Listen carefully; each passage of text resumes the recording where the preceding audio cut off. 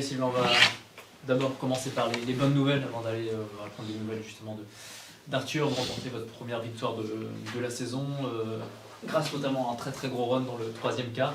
J'imagine que tu es satisfait de l'état d'esprit et de l'esprit aussi de combativité montré par. Ouais, je pense qu'on a montré des belles choses ce soir et sur des séquences nettement plus longues qu'on avait pu le faire avant. Donc c'est vrai que je suis content que les joueurs aient été récompensés un peu sur le travail de la semaine et des efforts qu'ils ont faits, physiques, techniques et mentaux. Et c'est vrai que ça nous a permis de prendre un écart et un matelas qui nous a, voilà, jusqu'à la fin, est tenu. Donc c'est vraiment des bonnes nouvelles en termes de physionomie de match où on a eu des downs mais pas forcément très longs et des ups nettement plus longs. Donc c'est vraiment la grosse satisfaction du match. 43 rebonds, dont 21 offensifs, ça aussi, voilà, c'est des stats, j'imagine, qui te parlent et tu dois être satisfait de ça, parce que ça démontre des choses aussi quand on gagne autant. C'est ça, ouais, la combativité, je pense que c'est un peu notre, je vais dire, c'est un peu mon ADN, on va dire, et ça fait partie des choses où on doit maîtriser. Après, Pau, ils ont bien joué, il y a Kevin Noëlo-Marcillon qui a pris aussi pas mal de rebonds offensifs, hein. À la mi-temps, il devait être à 3 déjà, mais voilà, cette niaque nous a permis de tenir tout le long du match et c'est vraiment appréciable. Mohamed, est-ce que tu peux expliquer un petit peu ce qui se passe après le temps mort pris justement par ton coach quand vous êtes mené 40-47 et là vous entamez un run de 21-0. Qu'est-ce qui s'est passé? Comment vous êtes transformé? J'ai l'impression que ce temps mort-là il a été vraiment bénéfique pour vous. Est-ce que tu peux raconter un petit peu comment vous avez abordé les choses à ce moment-là?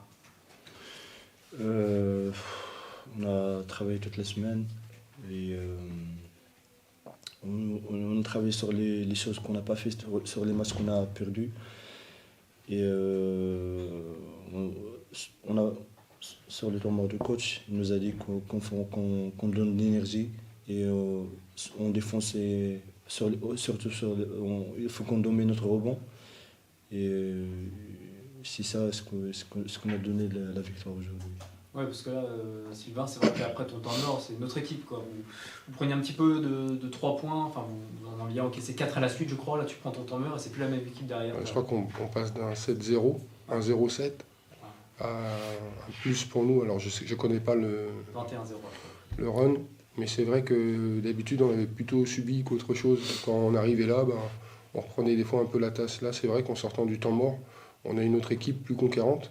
Je pense qu'on a eu des actions un peu de doute, mais la balle est toujours finie de notre côté. Je pense que c'est ça qui a fait la différence. On l'a dit juste avant, en termes d'énergie, en termes de niaque, on était un peu plus haut, en termes de saisir les opportunités, tout simplement. Je pense que ça fait la différence. On n'a pas été plus adroit parce qu'on a eu des shoots ouverts, on ne les a pas forcément marqués, mais on s'est bien battu et on s'est bien battu ensemble. Et malgré ça, Pau est quand même resté longtemps, enfin est revenu petit à petit grâce à Thierry, leur américain, qui vous a fait mal aussi ce soir, même si ça n'a pas été suffisant pour Pau, mais ça a été un vrai. Il nous a fait mal pour prendre l'avantage, hein. Ils ont pris l'avantage avec lui, 2 ou 3 points en contre-attaque. On savait qu'il pouvait prendre feu. Cette équipe de Pau, c'est vraiment une belle équipe, hein. Bon, c'est un club historique déjà, mais Michael Hay, c'est aussi un très bon coach. Et dans l'équipe, ils ont de très bons joueurs. Ils ont fait un bon début de saison. C'est une équipe, moi j'avais vu face à Antibes, c'était un match de très très très haut niveau. Donc voilà, c'est une équipe qui peut jouer sur des standards très hauts. Là, je pense que